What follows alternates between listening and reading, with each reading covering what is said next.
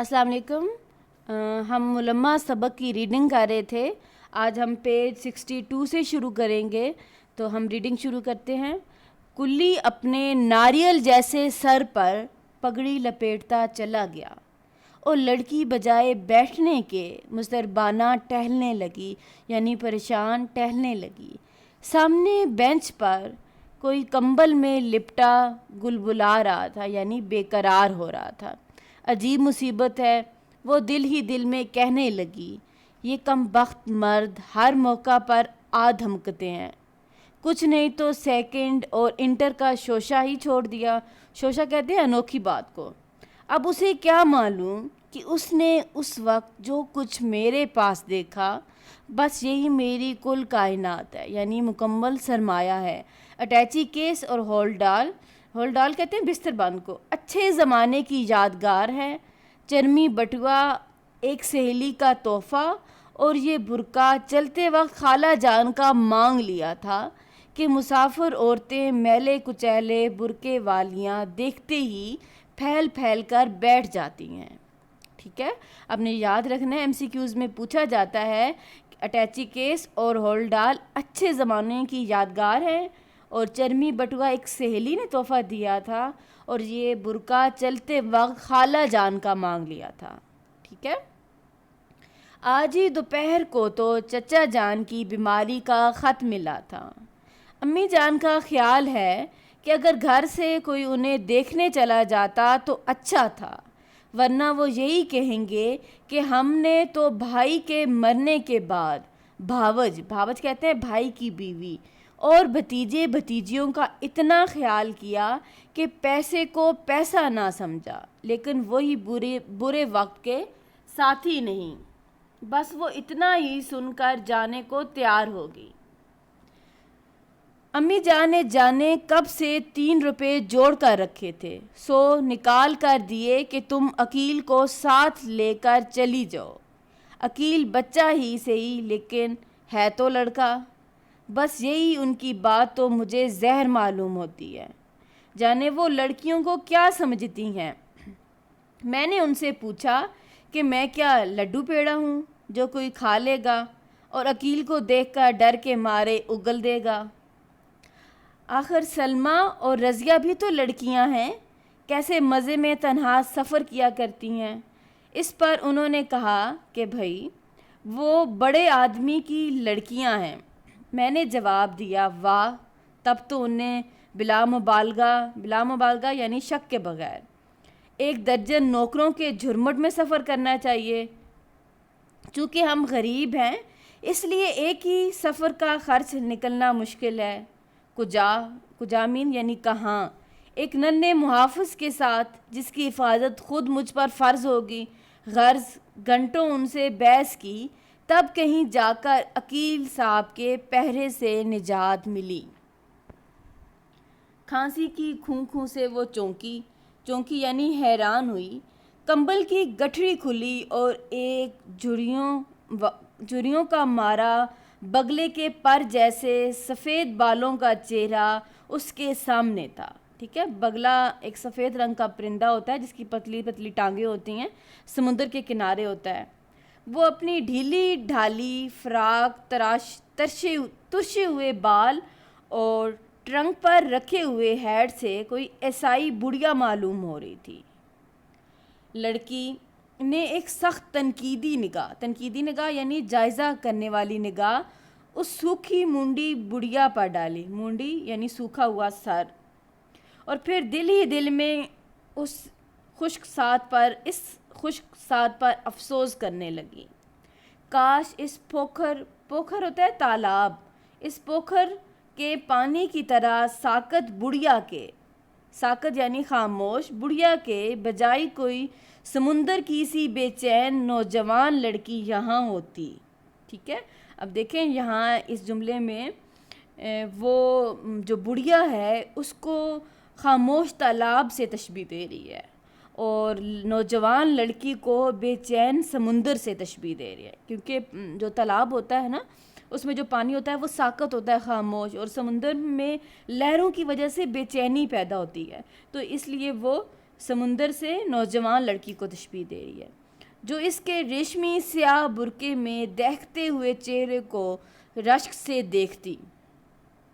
کلی نے اندر آ کر لڑکی کو بتایا کہ ٹکٹ گھر کھل گیا ہے۔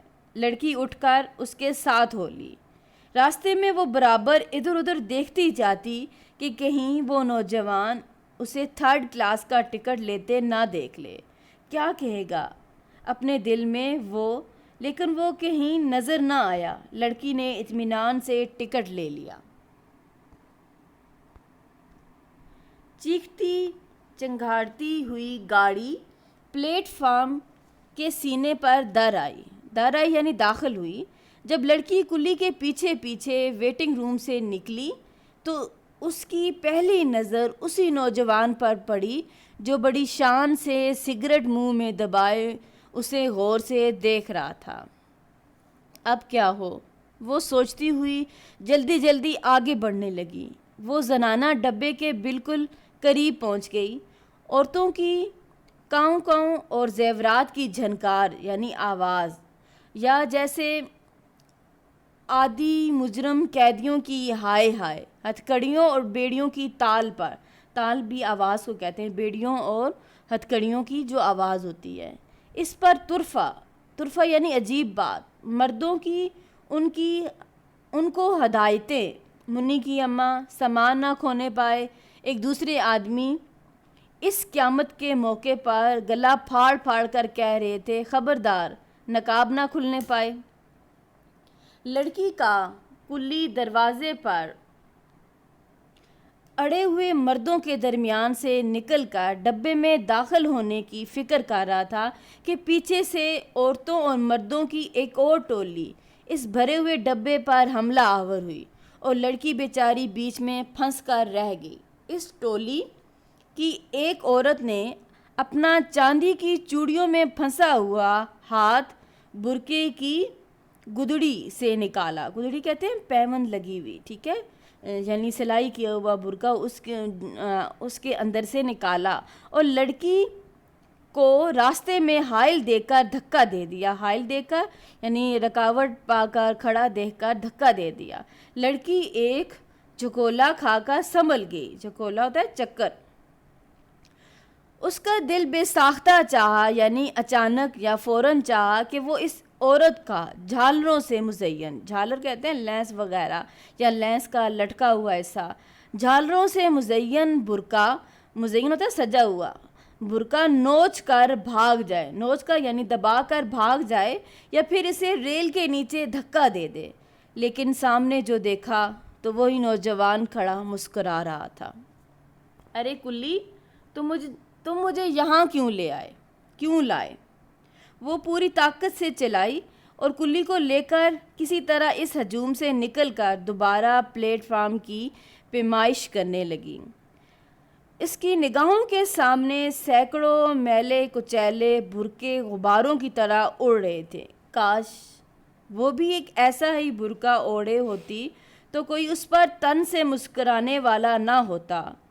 اس کے دل کے کسی گوشے میں یعنی کونے میں یہ آرزو پھڑپھڑانے لگی،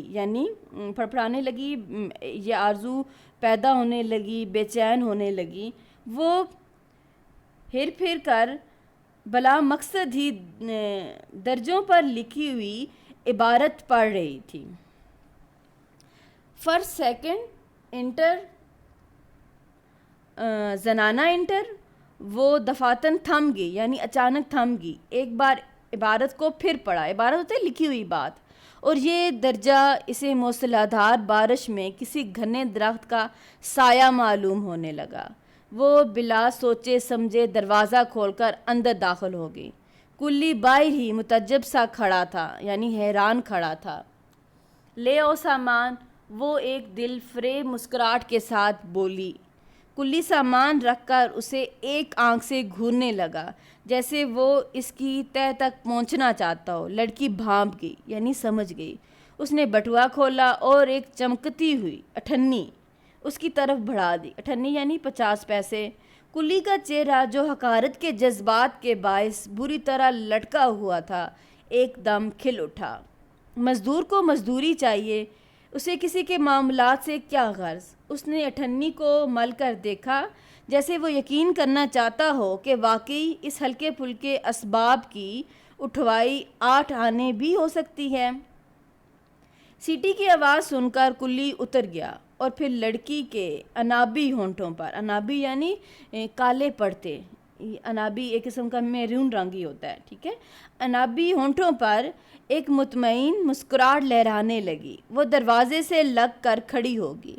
اس نے دیکھا کہ نوجوان اوور کوٹ کی جیبوں میں ہاتھ ٹھونسے کھڑا اسے میٹھی میٹھی نظروں سے تاک رہا تھا، یعنی دیکھ رہا تھا۔ آج کے لیے ہم اتنا ہی پڑھیں گے، باقی انشاءاللہ کل۔ تو ویڈیو کو لائک اور چینل کو سبسکرائب کر لیں اور اپنے دوستوں کے ساتھ شیئر کریں۔ اللہ حافظ۔